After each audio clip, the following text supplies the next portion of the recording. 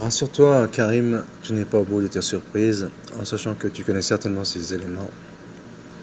Mais le plus triste est que tu l'as caché sous prétexte que tu aurais évolué, peut-être à la suite des éloges qui t'ont été prodigués par tes adversaires chrétiens. Mais je ne me contente pas de cette hypothèse. L'hypothèse qui éventuellement est la mienne, même si je ne suis pas formel, eh bien, elle est beaucoup plus cynique, bien que la première, elle est déjà pas mal là. Donc, dans The Gospel of Saint Matthieu, New Testament Commentary, John Fenton exprime son étonnement vis-à-vis de cette étrange énigme, bien sûr, entre Matthieu 9 et Marc 2, sur l'identité du fameux scribe. Est-ce Lévi ou Matthieu? Nous trouvons le même constat chez The Interpreter's Dictionary of the Bible et chez Joseph Augustine Fitzmayer, qui est un bibliste et théologien américain, prêtre catholique de la Compagnie de Jésus, historien des manuscrits de la mer morte et spécialiste des langues sémitiques.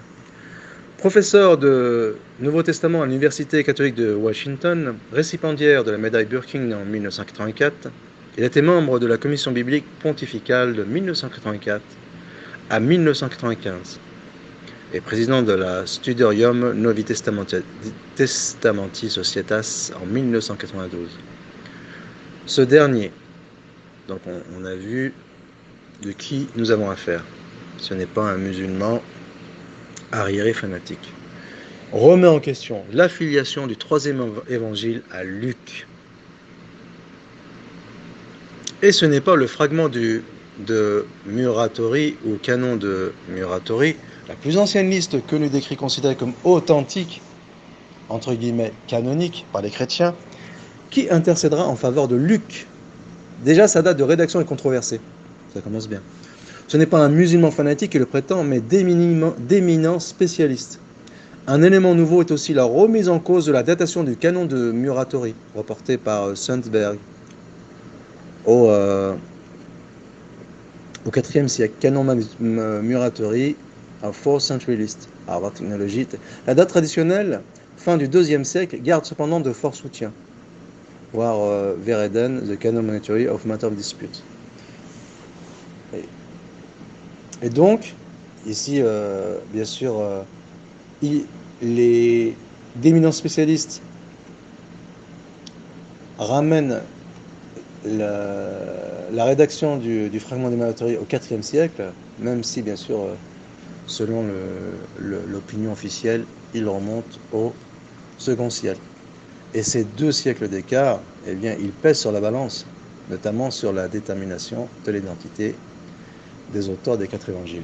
Voilà, ici, toute la problématique. Et quand bien même ces difficultés seraient élucidées,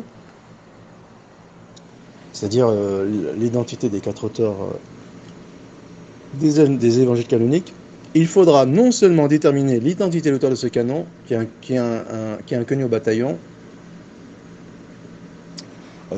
l'identité, c'est-à-dire que, pardon, donc, et quand même ces difficultés seraient élucidées, c'est-à-dire que de dire que ce canon aurait été écrit au second siècle et non pas au IVe siècle, voilà, donc désolé. Il faudra non seulement déterminer l'identité de l'auteur de ce canon qui est inconnu au bataillon,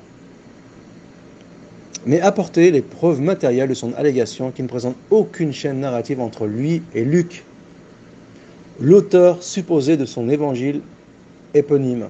Il ne prend même pas la peine de recouper son information avec un autre élément qui serait déterminant pour établir cette filiation. Donc avec Am Hanifi, le recoupage, si l'expression est correcte, si je peux me permettre, d'informations, eh bien, elle n'est valable que pour le hadith. Elle n'est pas valable pour la détermination de l'identité de l'auteur de la Bible. C'est un joli paradoxe. Je me demande avec quel subterfuge il pourra s'en débarrasser. La tradition chrétienne attribue à Luc, compagnon de Paul, la paternité de ce troisième évangile canonique. Irénée de Lyon notait dans son livre Adversus Areses: de son côté, Luc, le compagnon de Paul, consigna en un livre l'évangile que prêchait celui-ci. La question de cette paternité est cependant plus complexe qu'il n'apparaissait au regard candide des anciens, en parlant de Irénée de Lyon. Note Simon Legas, bibliste et prêtre catholique français. Donc ici, ce n'est pas un musulman fanatique qui jette le discrédit sur Irénée de Lyon. C'est Simon Legas, bibliste et prêtre catholique français, qui dit que cette paternité, ce que Karim Hanefi, j'ai dit à Abdelkarim, et il aime bien prendre les musulmans de haut, avec des allégations péremptoires. Non, mais c'est plus complexe que vous imaginez. Attention à éviter le raccourci. Et bien là, nous répondons à Karim, cette paternité entre Paul et Luc, que certainement tu dois soutenir, puisque tu t'en sers pour justifier la résurrection et la crucifixion, eh bien, elle est cependant plus complexe qu'il n'apparaissait au regard candide des anciens. Donc si tu veux te plaindre de quelqu'un, Karim, plains-toi de Simon Legas. En plus d'être tardif, le témoignage d'Irénée, et il est le premier à attribuer cette paternité à Luc, est sans fondement. Et Karim qui vient nous dire que le Waqidi est un kadhab, est un menteur, pour rejeter un pan entier à la poubelle, pour reprendre ses expressions, de la Sunna. Selon The Anchorial Bible Commentaries, qui est un commentaire des Actes des Apôtres, à l'aune des données historiques, archéologiques et philologiques en notre possession, il est impossible de retracer l'identité de l'auteur de l'évangile de Luc. Rien que ça. Ainsi, il n'y a pas plus de preuves que Luc soit l'auteur du fameux évangile éponyme que des Actes des Apôtres. Ça en fait des cumuls de difficultés auxquels est confronté Karim. Donc il a raison de se mettre en PLS en l'occurrence. Aux yeux de l'Église, Luc serait le disciple de Paul, sauf que, facteur aggravant, de nombreux spécialistes à l'image de l'érudit allemand Werner Georg Kümmel, est-ce que c'est de la petite broutille Karim, et Philippe Adam Christoph Vielauer, je déforme certainement son nom, qui également est d'origine allemande, et spécialiste du christianisme primitif, donc ce n'est pas le premier venu Karim, on est d'accord, remarque des contradictions flagrantes entre les écrits attribués au premier et les lettres pastorales du second. Perspectives en Luc Acte de Charles Talber se charge de réfuter les maigres semblants de preuves dont disposent les tenants de l'Église. En outre, rien ne prête à dire de façon formelle, en regard des éléments historiques actuellement accessibles, que l'auteur de Luc ait rencontré Paul. On ne construit pas un credo aussi lourd sur de simples conjectures, aussi convaincantes soient-elles. Un autre facteur aggravant, nous disent les spécialistes, est qu'il est impossible d'affirmer formellement que Luc ait lu les lettres de Paul à la vue des incohérences entre leurs discours respectifs, si bien que l'encyclopédie britannique en conclut, ne serait-ce qu'implicitement, donc ces propos sont les miens, que l'auteur de Luc est tout bonnement anonyme. Kümmel, que nous avons déjà vu, pense que Luc n'a jamais été le compagnon de route de Paul à l'occasion de son ministère. Vielauer le rejoint sur ce point en s'inspirant des travaux de ses prédécesseurs tels que Ferdinand Christian Bauer, Martin Dibelius, Rudolf Bultmann et Johann Friedrich Overbeck. Par ailleurs, la grande majorité des spécialistes accordent à l'évangile de Marc, non aux lettres pauliennes, la source d'inspiration de Luc. Sans compter que le supposé Saint Luc, nous enseignent les spécialistes, prend peu de place dans l'historiographie du 1er siècle de l'ère chrétienne. Kümmel pousse le raisonnement jusqu'à attribuer sans équivoque l'écriture de Luc à un pagano-chrétien. Rien que ça. À ses yeux, ce serait même la seule chose dont on soit sûr à propos de ce mystérieux évangile, bien qu'on n'en apprenne pas plus sur l'identité de ce fameux Luc. Et Karim nous dit, El Waqidi Kadhab, sur ses grands chevaux, il nous dit que El Waqidi est un grand menteur pour jeter un des pans entiers de la Sunna. Étrangement, comme il vaut mieux être un menteur, entre guillemets, qu'un inconnu. Hein. C'est-à-dire que l'inconnu, c'est peut-être... on ne va pas dire que c'est pire dans le hadith. Non, c'est pas pire en réalité. Mais au moins, le grand menteur, on connaît l'identité du supposé. Voilà. Ce n'est pas pire, mais au moins on connaît son identité, et donc on peut analyser ses propos. Contrairement à l'inconnu. Même si en réalité ce dernier point mérite de plus en explication, il serait bien à l'occasion de faire des parallèles de ce genre, ce que je ne fais pas aujourd'hui, mais à l'occasion peut-être, il serait intéressant de le faire. Étrangement, comme pour remuer le couteau dans la plaie, l'auteur de Luc avait une connaissance ô combien approximative de la Palestine. Donc on va arrêter avec Luc, j'enchaîne ici, c'est simplement ce que j'aimerais, pour ne pas rendre l'exposé trop dense, passer à d'autres révélations. Donc nous passons. La lettre aux Éphésiens 2 est l'une des lettres de Paul incluses dans le Nouveau Testament. La tradition chrétienne attribue à Paolo di Tarso. Il avait écrit au cours de son emprisonnement à Rome autour de l'année de 62. Les érudits modernes, cependant, sont divisés sur cette session. Et la majorité croyait plus probable que la lettre a été composée par un autre auteur. Peut-être comptée sur lettre aux Colossiens. La proposition rencontre dans ce cas, allant de l'année de base 80 et 100. L'auteur de la lettre, traditionnellement attribuée à Paul, a longtemps été en discussion, fondée sur des considérations théologiques et stylistiques. Selon Raymond Brown, donc, nous allons rester un petit peu avec ce fameux Raymond Brown qui est très intéressant, environ 80% des études critiques affirment que Paul n'a pas écrit Éphésiens. C'est pas mal carrément. Alors que ce sont tes preuves pour démontrer la crucifixion, on est d'accord. Selon Perrin et Dulling, les difficultés sont insurmontables et 6 autorités académiques, 4 de soutien pseudo-Pégriffa, tandis que les 2 autres, PCB et GBC, reconnaissent les difficultés à soutenir la paternité pauline. L'attribution pauline est alors généralement refusée ou encore remise en cause par de nombreux spécialistes de la critique biblique, bien que la présence d'affinités avec les autres lettres suggère encore un lien avec le travail de l'apôtre, peut être médié par un scribe. Donc ici, le docteur Samuel Amélie il renvoie à TPI Companion to the Bible by Luke, qui est un ouvrage sur ce thème. Donc on va passer à Jean. Ici, on ne donne que 2 exemples des livres attribués à Paul, mais en réalité, ça mérite de longs développements. Ici, on a donné que 2 petits exemples pour donner que les choses ne sont pas aussi manichéennes que le présente Karim. Donc pour passer à Jean, Irénée de Lyon, encore lui, est-il le premier écrivain chrétien connu à avoir fait la liste des 4 évangiles canoniques?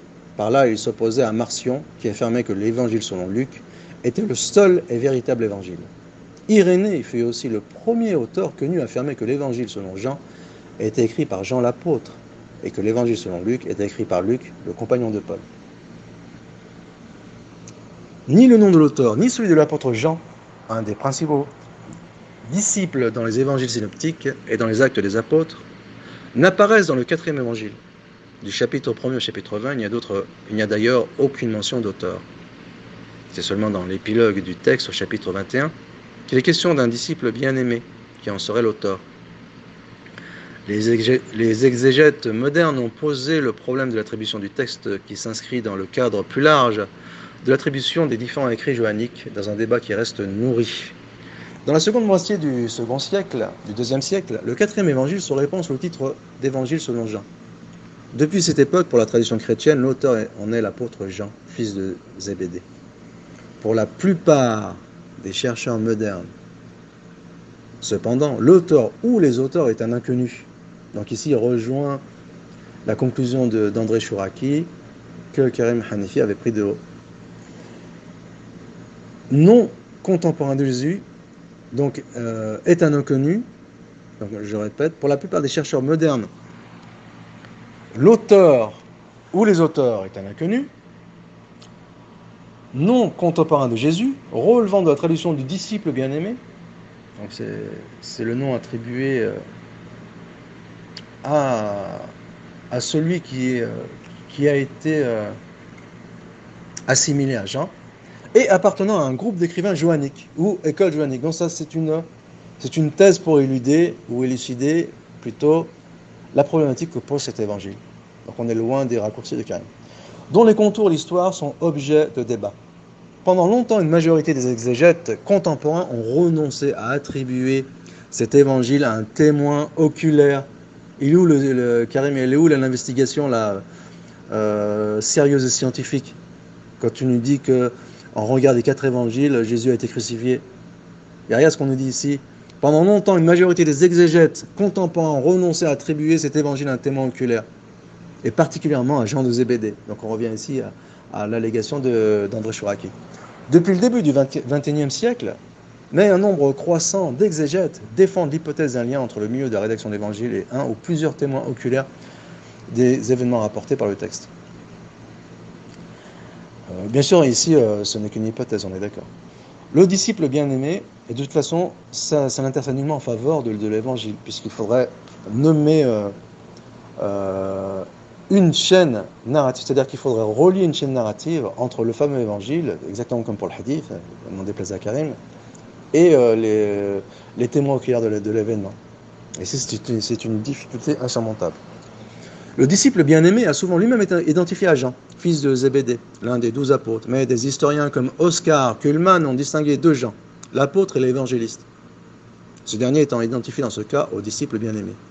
L'attribution de l'évangile à Jean le presbytre, donc exactement ce que disait André Chouraki, cité par Papias. Nous allons revenir sur ce fameux Papias et faire un parallèle avec El-Waqidi, El-Kaddab, comme le surnomme Karim. Et distinct du fils de Zébédée, a été défendu par plusieurs exégètes comme Jean Colzon, Oscar Kuhlmann, François Le Quéré, Joseph Grassi, James Charles Worth, Xavier Léon Dufour. C'est de la fin du IIe siècle que datent les premières traces de la tradition qui identifie le disciple bien-aimé avec le disciple Jean, l'un des 12 frères de Jacques et fils de Zébédée, ainsi que son rattachement à Éphèse, où suivant cette tradition, il aurait vécu jusqu'à l'époque de l'empereur romain Trajan et rédigé son évangile. On retrouve le témoignage d'une telle attribution dans le Papyrus 66 datant de la fin du IIe siècle.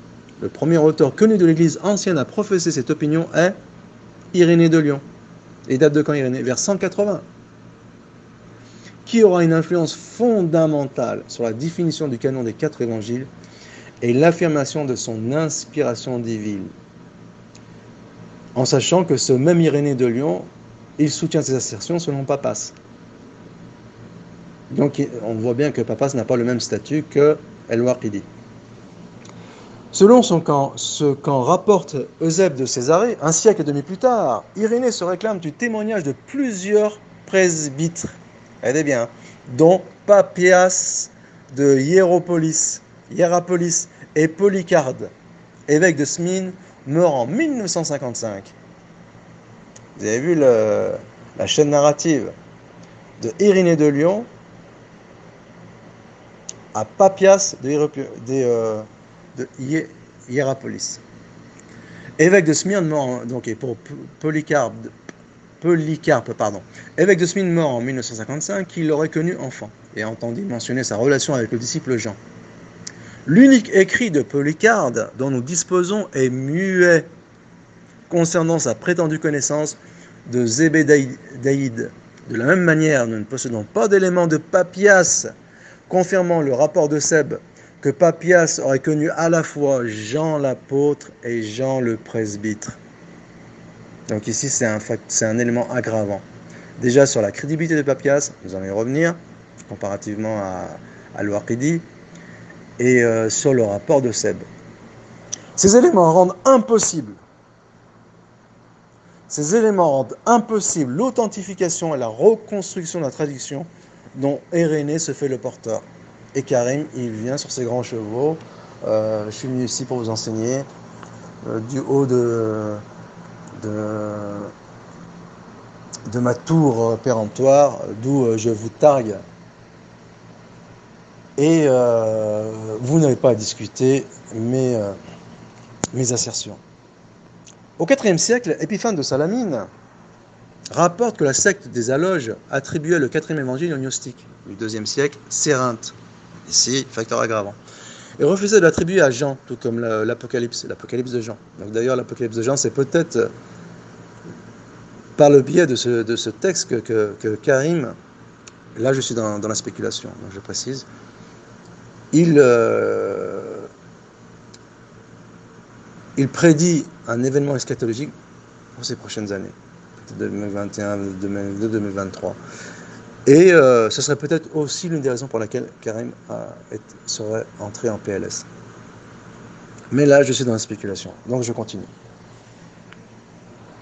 Donc, et refusait de l'attribuer à Jean, tout comme l'Apocalypse concernant ce dernier texte. Selon Eusèbe de Césarée, Denys d'Alexandrie, donc évêque de 247 à 264, affirme que l'Apocalypse de Jean, mais non son évangile, frappé de suspicion pour son incohérence et son inintelligibilité, était attribué au même Cérinthe par certains de ses aînés. Donc les choses ne sont pas aussi simples que le présente Karim.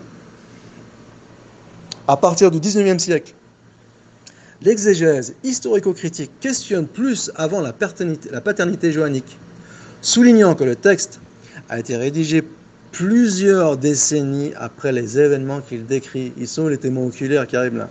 Tu fais du journalisme, tu fais de l'investigation ou tu fais du messianisme propagandiste ou de la propagande messianiste. Ces doutes se fondent sur les différences linguistiques du grec, à l'intérieur même de l'évangile, sur les ruptures et les incohérences constatées dans certains passages, sur les répétitions du discours, aussi bien que l'insertion de séquences hors de leur contexte, ce qui suggère plusieurs auteurs. Nombre d'historiens considèrent que l'évangile de Jean a été composé par couches. La datation de la première restant difficile, vers 80 après Jésus, et s'achevant pour la dernière vers 95 et 110. Cette dernière date correspondrait à la deuxième ou troisième génération de disciples après la mort de Jésus, donc vers 30, au sein d'un groupe de chrétiens appelé communauté johannique. Bien sûr, ce n'est qu'une hypothèse, pour élucider les problématiques que pose cet évangile. L'Église de Rome ne considère pas l'Épître aux Hébreux comme étant de Paul. Donc ici, je reviens sur Paul. Et nous pouvons en conclure avec une assez grande certitude que Clément de Rome ne l'avait pas non plus envisagé comme tel. L'Église d'Occident tout entière est ici d'accord avec celle de Rome. Tertullien, en fin du commencement du IIIe siècle, ne cite qu'une fois son épître. Cyprien cite beaucoup les épîtres de Paul, mais jamais l'épître aux Hébreux. Et Irénée, évêque de Lyon au commencement du IIIe siècle, cite fréquemment toutes les épîtres de Paul, sauf celle à Philémon, en les attribuant expressément à l'apôtre. Il ne fait aucun usage de l'épître aux Hébreux.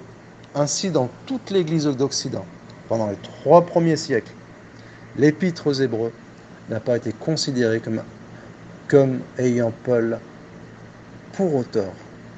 Cette information est ô combien troublante quant aux assertions de Karim. Il s'inspire des preuves historiques pour démontrer la véracité, non pas de la crucifixion, puisque la crucifixion ne pose aucun problème, mais de la résurrection du Christ.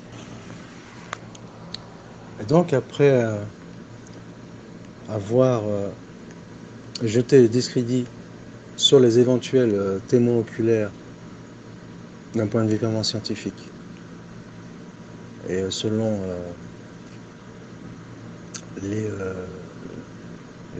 règles en la matière, sur concernant plutôt l'identité des rapporteurs des 4 évangiles et autres textes canoniques, eh bien nous pouvons passer à la résurrection proprement dite, en sachant que nous nous sommes contentés, encore une fois, de jeter les grandes lignes. Sinon, bien sûr, chaque point mériterait de long développement, on est d'accord sur la chose.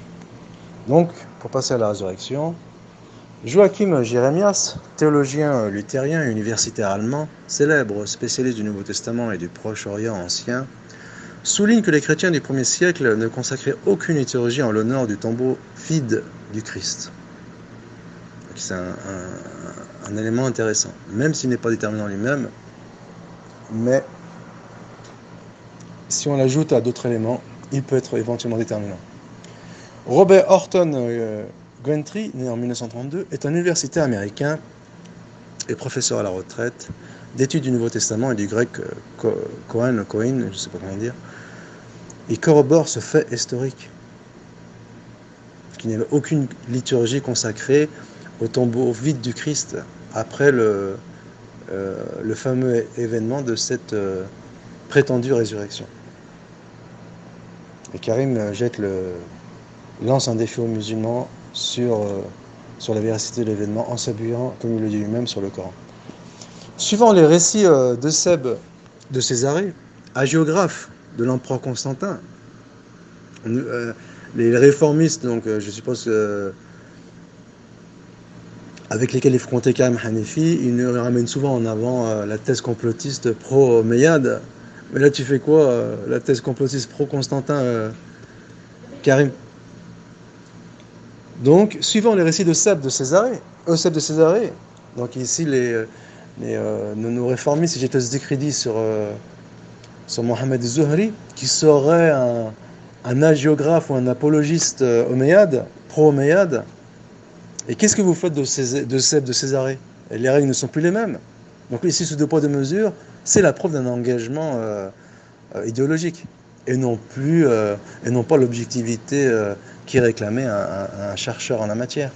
Donc, suivant les récits de Seb de Césarée, hagiographe de l'empereur Constantin et de Socrate le scolastique, écrivain du 5e siècle, l'endroit aurait déjà été considéré comme le lieu de la crucifixion et de sépulture de Jésus de Nazareth, avant les fouilles et la construction d'une église, la première datant de 335, entreprise par Constantin.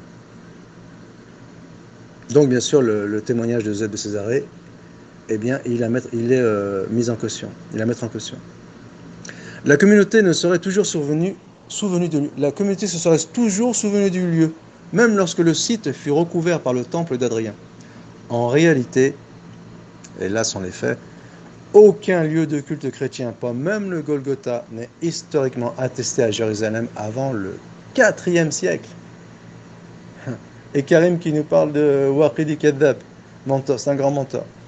La redécouverte miraculeuse du sépulcre par Sainte Hélène suggère cependant l'existence d'une tradition ancienne fermement conservée par la communauté chrétienne de Jérusalem concernant l'emplacement approximatif du tombeau de Jésus.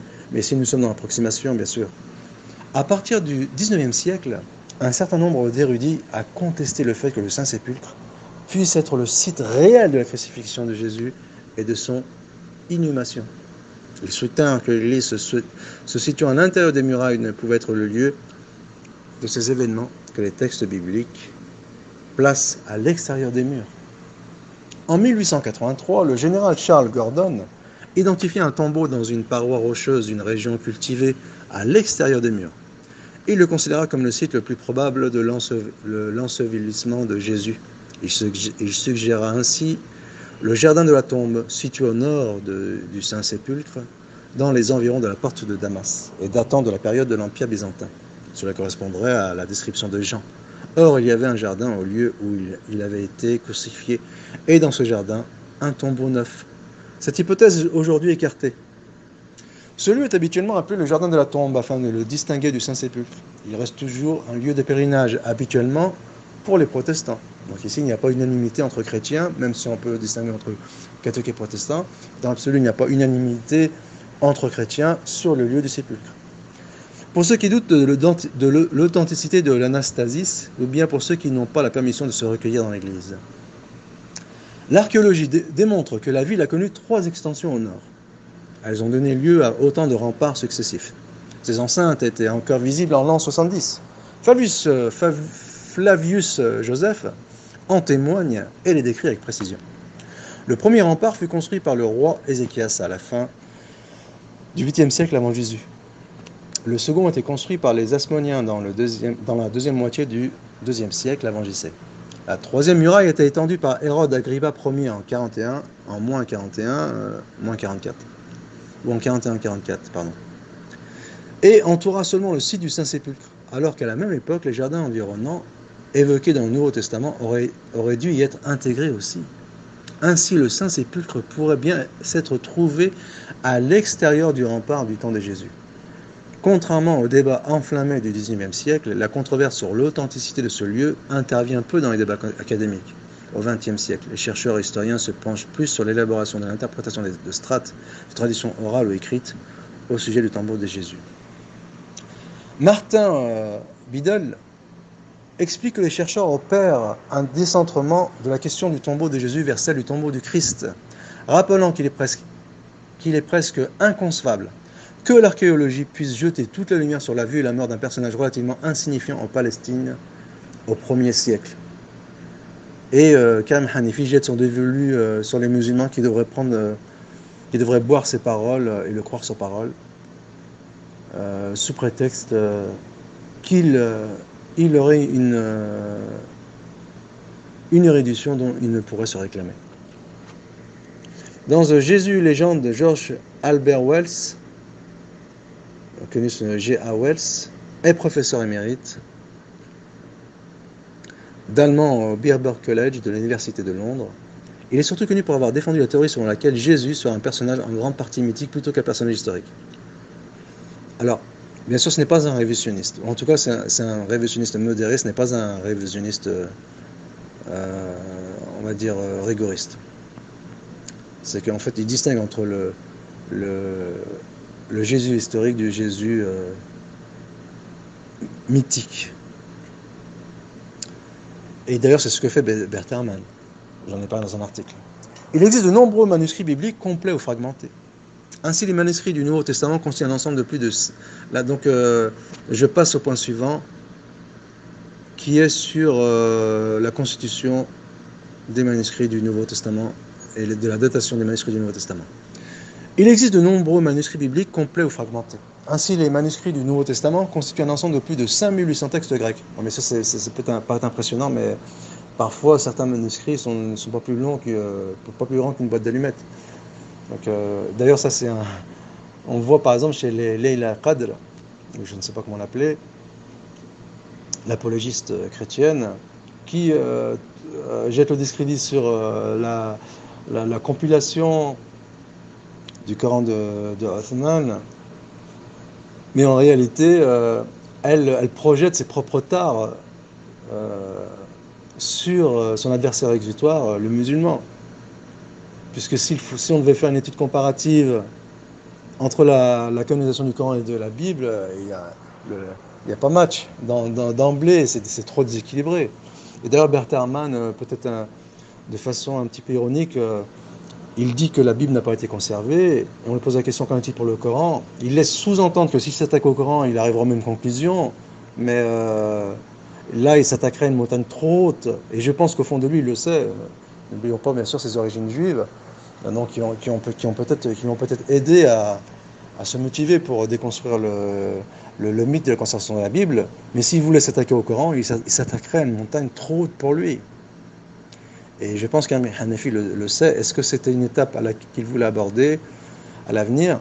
Je ne sais pas, mais de toute façon, qu'il le veuille ou non, cette montagne, elle est trop haute. Elle est trop haute pour Bert Ehrman, elle est trop haute pour Karim Hanifi. Elle est trop haute pour Leila Qadr, en l'occurrence. Donc, il existe de nombreux manuscrits bibliques complets ou fragmentés. Ainsi, les manuscrits du Nouveau Testament constituent un ensemble de plus de 5800 textes grecs, plus de 10 000 en latin et 9300 dans diverses autres langues anciennes. Bien sûr, il ne faut pas se laisser impressionner par ces textes impressionnants, par ces chiffres impressionnants. En syriaque, copte arménien, éthiopien, slave ou gothique, ces manuscrits datent de l'an 125 au XVe siècle avec l'introduction de l'imprimerie. Donc entre 125 et le XVe siècle. Parce que souvent les manuscrits sont des copies. Et le premier, il est de 125, donc il n'est pas de l'époque de Jésus. Il ne faut pas se laisser impressionner par les allégations sensationnalistes. C'est ce que reproche pourtant Karim Hanifi à Bert Ehrman, de Karim Hanifi, disant qu'il aurait plus de 1000 manuscrits du Nouveau Testament. Et nous, ce qui nous intéresse, ce n'est pas le nombre de manuscrits que tu as en main. Déjà, il faudrait montrer lequel parmi eux est intégral et lequel parmi eux remonte à Jésus. Donc ce sont des leurres là, Karim, là. Ta tentative, là, ton subterfuge, il est vite démasqué. C'est un leurre, c'est un trompe-l'œil.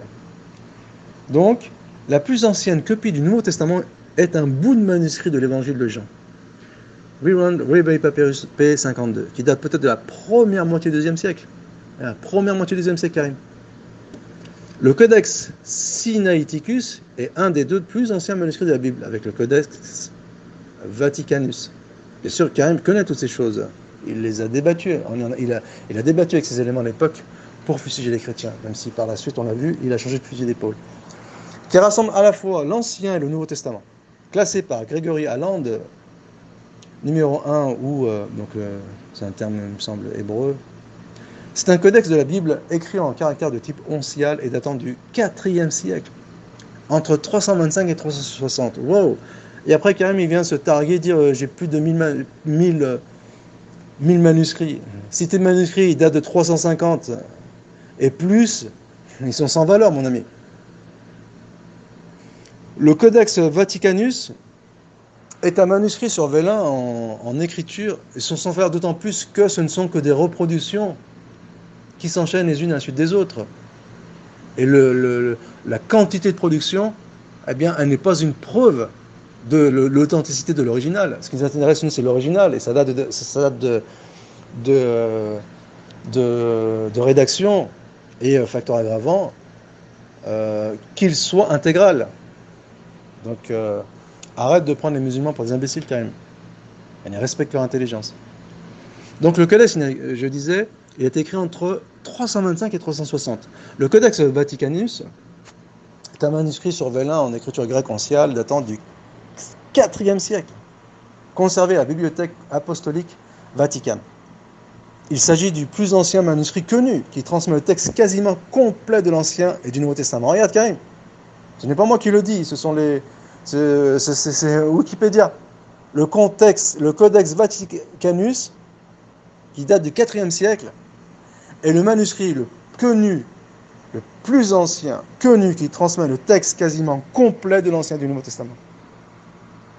Et après, tu viens te targuer, oui, j'ai 1000 manuscrits. Tu te moques de qui, mon ami? Cependant, le manuscrit n'est pas complet et des portions sont manquantes. Qu'est-ce que tu dis de ça? Les paléographes sont unanimes pour dater le Codex Sinaiticus du IVe siècle. Il ne peut pas avoir été écrit avant 325. Terminus Acco. Je ne sais pas comment on dit. Parce qu'il contient les canons de concordance. Il ne peut pas non plus avoir été écrit après 360. Donc ici, on a une belle fourchette. Terminus ad ecum. En raison de référence au père de l'Église dans la marge. À l'origine, selon Constantin von Tischendorf, d'après Eusèbe lui-même, donc on a vu que Eusèbe c'était un apologiste, pro-Constantin, le Codex Sinaiticus était un des 50 exemplaires de la Bible grecque commandé par l'empereur Constantin Ier à Eusèbe de Césarée, peu après le concile de Nicée de 325. Les autres exemplaires ont disparu et n'ont jamais été réalisés. Le Codex Vaticanus est peut-être un autre exemplaire selon Théodore Chrysostom. Cette hypothèse est contredite au XXIe siècle par certains spécialistes, notamment Bruce Metzger. Est-ce que ce serait de la petite broutille, Karim? Et Bart Ehrman, qui pense qu'aucun des deux codex n'a été commandé par Constantin Ier. Qu'est-ce que tu dis de ça, Karim? Tu vois, les thèses complotistes omeyyades, il faut les appliquer à Constantin aussi. En sachant que que la thèse complotiste omeyyade, elle a été empruntée, comme j'ai montré dans une vidéo, au messianiste juif, et ce n'est pas un Christ juif, crypto-juif, c'est un messianiste juif, Godzior, au XIXe siècle. Et d'ailleurs, la plupart des orientalistes qui font la critique des textes scripturaires musulmans du XIXe siècle, ils sont d'origine juive. On va le voir plus tard lorsqu'on en parlera de l'influence, et c'est peut-être une étape à laquelle voulait passer Karim, de l'influence des écrits judéo-chrétiens sur la constitution du Coran. On le verra que la plupart des orientalistes du XIXe siècle qui s'attaquent au Coran, bien sûr qu'ils s'attaquent aussi à la Bible, mais bon, c'est pas une grande perte, puisqu'on le sait déjà, eh bien, ils sont d'origine juive. D'ailleurs, Ali Moedzi, le chiite propagandiste, qui était bien récompensé et fructueusement financé par l'État français, il le reconnaît lui-même. Il y a toute une cohorte d'orientalistes au XIXe siècle qui sont d'origine juive ou crypto-juifs, mais tout cela, on va le voir. Et donc, Bruce Metzger et Bart Ehrman pensent qu'aucun des deux codex n'a été commandé par Constantin. Raymond Brown, on y revient, note de nombreuses divergences entre les manuscrits qui ont un impact direct sur le credo chrétien, notamment sur la divinité du Christ. Pas mal, Karim. John Fenton, pour sa part, remarque des interversions conséquentes des mots dans les textes du Nouveau Testament pour justifier la divinité de Jésus. Bruce Metzger, quant à lui, est beaucoup moins nuancé sur la crédibilité supposée de la Bible. Bon, mais ça, je suis pas sur le pas suivant, parce qu'en fait, Mon propos n'est pas très organisé, je me contente de le formuler sous forme de points. Donc, et la controversée Gail Ann Riblinger, je dis qu'elle est controversée pour ne pas qu'on mette l'argument en avant qu'elle est controversée, donc je l'annonce dès maintenant, dénonce les traductions modernes de la Bible en anglais qui s'inspirent des manuscrits les plus anciens et les plus fiables. La fin de Marc. La fin de Marc. La fameuse fin de Marc. Le Codex Sinaiticus, bien que tardif, est considéré comme l'un des manuscrits les plus anciens en langue grecque, contenant la totalité du Nouveau Testament. Et pourtant, il ne répertorie pas cette fameuse fin de Marc. James Bentley, auteur anglais et prêtre anglican, donc ce n'est pas un musulman fanatique, fait remarquer que l'auteur de ce manuscrit était convaincu que Marc s'arrêtait au verset 8, car subséquemment, il passe directement à l'évangile de Luc. Le papyrus 45 ou P. Chester BT1 est un papyrus du Nouveau Testament qui fait partie de Chester BT Papyri. Il a probablement été transcrit aux alentours de 250 après JC, en Égypte. Il contient plusieurs fragments de Marc, mais sans le passage en question. Vous me direz, cela reste purement anecdotique. Sauf que l'éminent James Hamilton Charlesworth, professeur de langue et littérature du Nouveau Testament, explique que ni les codex Syriacus, mais ça Karim le sait, donc on ne peut pas lui reprocher, mais malheureusement ses conclusions sont autres, ni le codex Syriacus, un manuscrit de la fin du IVe siècle, ni le codex Vaticanus, rédigé au milieu du IVe siècle, ni même le codex Pobiensis, une traduction latine remontant au IVe siècle ou au Ve siècle, il est le seul exemple connu de la fin plus courte, ajoutant directement à Marc 16.8, mais pas la fin longue jusqu'à Marc 16.20. Selon Bentley, pas moins de 100 traductions les plus anciennes en langue arménienne et 2 en géorgien omettent littéralement la fin de Marc. Mais ça, Karim le dit.